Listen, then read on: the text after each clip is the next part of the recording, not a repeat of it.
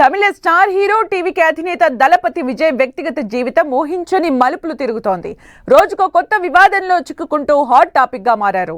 గత కొంతకాలంగా విజయ్ ఆయన భార్య సంగీత వీడిపోతున్నారంటూ వార్తలు వచ్చాయి. ఊహించినట్లుగానే విజయ్ నుంచి విడాకుల కోసం సంగీత కోర్టులో పిటిషన్ దాఖలు చేసింది. అయితే ఇప్పుడు మరో అనుబంధ పిటిషన్ దాఖలు చేసి విజయ్ కి పెద్ద షాకే ఇచ్చింది ఆయన సతీమణి.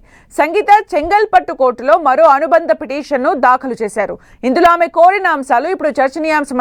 విడాకుల కేసు ముగిసే వరకు తాను చెన్నైలోని విజయ్ నివాసంలోనే ఉంటానని, అందుకు అనుమతి ఇవ్వాలని ఆమె కోరారు. తాను బ్రిటన్ పౌరసత్వంతో లండన్ లో ఉంటున్నానని, ప్రస్తుతం భారతదేశంలో తనకు సొంత ఇల్లు లేదని ఆమె అనుబంధ పిటిషన్లో తెలిపారు.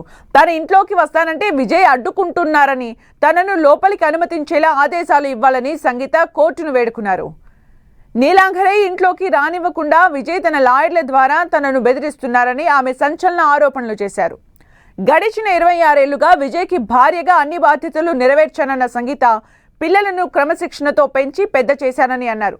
ఒక గృహిణిగా ఆ ఇంటి అభివృద్ధిలో తన పాత్ర కూడా ఉందన్న ఆమె, నీలాంఘరై ఇంటిపై నాకు సమాన హక్కు ఉంది. అలాగే విజయ్ సంపాదిస్తున్న కోట్ల రూపాయల ఆస్తిలో తనకు తన పిల్లలకు న్యాయంగా అందాల్సిన మనోవర్తిని ఇప్పించాలని ఆమె డిమాండ్ చేశారు.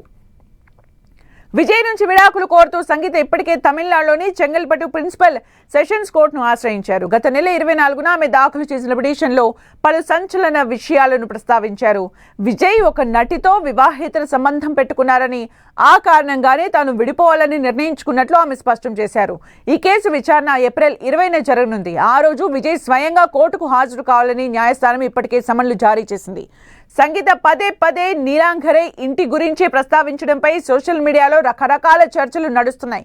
విజయ్ గతంలో తన విడాకుల పిటిషన్లో పేర్కొన్న నటి ప్రస్తుతం ఆ ఇంట్లోనే ఉంటున్నారా, అందుకే సంగీత అక్కడికి వెళ్లాలని పట్టుబడుతున్నారా అని నెటిజన్లు సందేహాలు వ్యక్తం చేస్తున్నారు.